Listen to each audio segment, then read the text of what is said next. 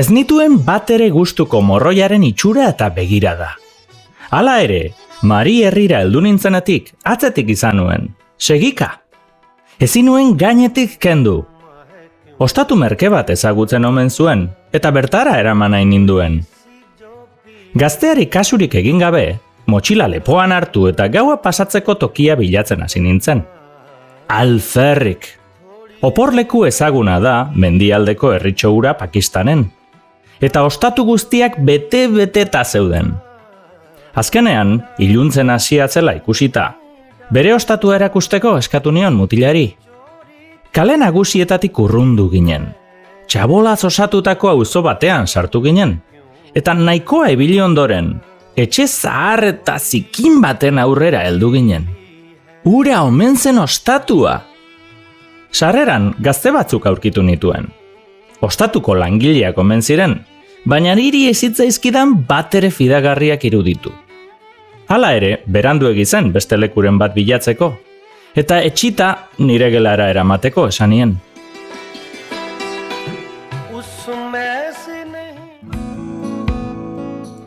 Entzun duguna, istorio baten hasiera izan da. Istorioa 7 kolore liburutik atera dugu, Jon Arretxe idazlearen liburutik hain zuzen. 7 kolore liburuan, idazlea kontatzen dizkigu bidaia batzuetan gertatutako istorioak. Eta entzuten hasi garen hori, Pakistanen gertatu zitzaion, Mari herrian hain zuzen.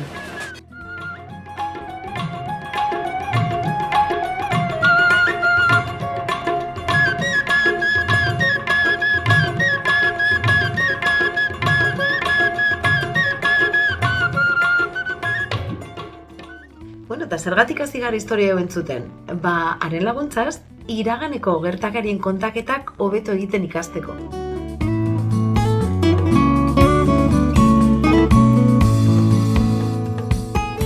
Iraganeko gertakariak kontatzen ditugunean gauza asko izan behar ditugu kontuan. Eta horien artean, iraganeko aditzak. Gaur, horietako batzuk ikasi edota errepasatuko ditugu.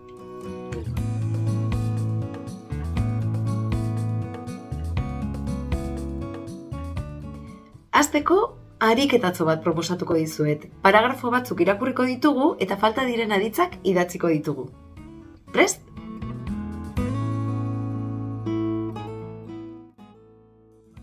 Ondo egin duzu ezta? Bai, ziur.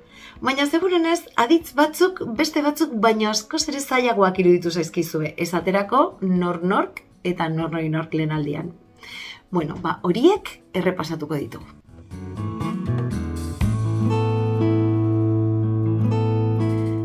Hau da, nor-nork aditz laguntzailearen taula osoa iraganean. Ezkerreko zutabean, nork edo zerk ditugu. Esaldiaren subjektua, ekintza nork egiten duen. Nork esan zizun hori. Zuk esan zenidan. Jonek esan zidan. Bigarren eta hirugarren pertsonek, pluralean, te daramate nori markaren atzean. Esaterako, zuek esan zenidaten, gurasoek esan zidaten. Eskuineko zutabean, nori edo zeri daude. Zehar objektua, ekintza nori egiten zaion. Esaterako, nori galdetu zenion. Zuri galdetu nizun. Irakasleari galdetu nion. Ikaslei galdetu nien. Eta orain, nor edo zer falta ditugu? Objektu zuzena. Singularra bada, ez dauka inolako markarik. Esaterako, galdera bat egin nion. Euro bat eman zidan. Plurala bada aldiz, izki jartzen da nor eta nori artean. Adibidez, galdera batzuk egin nizkion. Euro batzuk eman zizkidan. Bueno, eta gogoratu, iraganeko aditz laguntzaileak enez amaitzen direla. Eta badugu nor-nori nork taula. Eta orain, praktikatzera.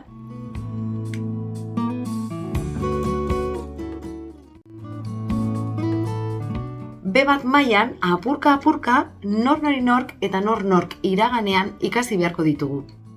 Baina une honetan pertsona batzuekin zentratuko gara.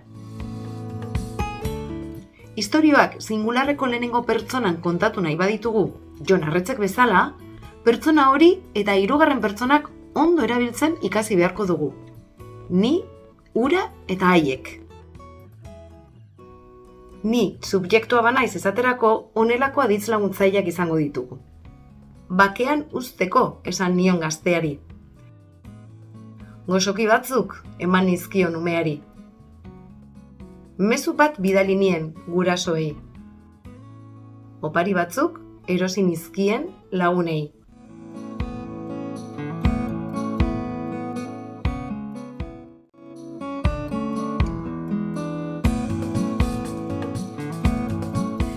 Norken kasuan, bi taula ditugu. Lehenengoa, nor edo zer, singularreko edo pluraleko hirugarren pertsona direnean. Hau da, objektu zuzena hura edo haiek direnean. Aditz hauek ezagutzen dituzu, ezta? Eta zer gertatzen da nor beste pertsonak direnean. Esaterako ni, zu, gu, zuek. Kasu horietan, honela sortzen dira nork aditz laguntzaileak. Ezkerreko zutabean, nor edo zer izango ditugu. Hau da, esaldiaren objektu zuzenak. Nor ikusi zuen irakasleak. Ni ikusi ninduen. Zu ikusi zintuen.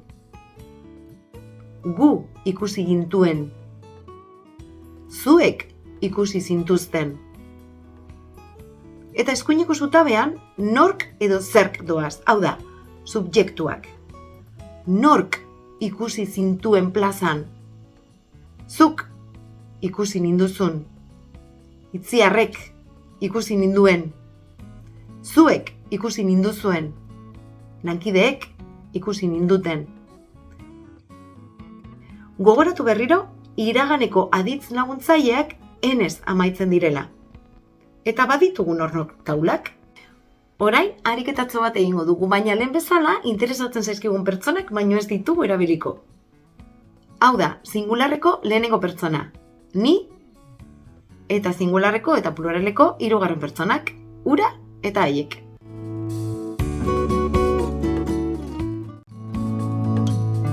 Eta ditzekin amaitzeko azken ariketatxo egingo dugu.